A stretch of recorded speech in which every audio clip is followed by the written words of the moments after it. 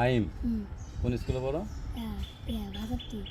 ও class 7-এ পড়ো। তোমার ম্যাডামের নাম কি? অনেক ম্যাডাম আছে, 3-4 ওই যে ম্যাডাম তোমার ক্লাস নেয়, যে ম্যাডাম ক্লাস নেয়। শাহনারা ম্যাডাম আছে, হ্যাঁ শাহানা, আমি চিনি তো। আবার এরপর মনোরা ম্যাডাম আছে। না শাহনারা ম্যাডামের বাড়ি মনে হয় ঢাকায়। হ্যাঁ ঢাকায়। হ্যাঁ তো তোমার গার্লফ্রেন্ড নেই কেন? আরে কি জিজ্ঞাসা?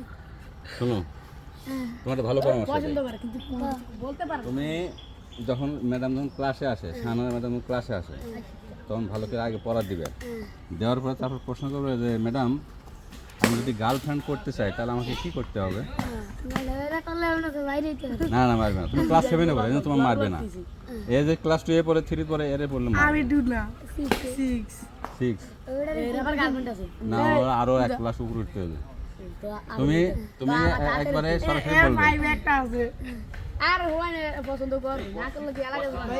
সরাসরি বলবে ম্যাডাম, আমি যদি গার্লফ্রেন্ড পেতে চাই তাহলে আমাকে কি করতে হবে? তো টিয়া দিয়ে দিতে। বুঝছো? তো টিয়া কি নাম বলে তোমার? ফাহিম। ফাহিম গেছে অলরেডি, ইউটিউবে গেছে না?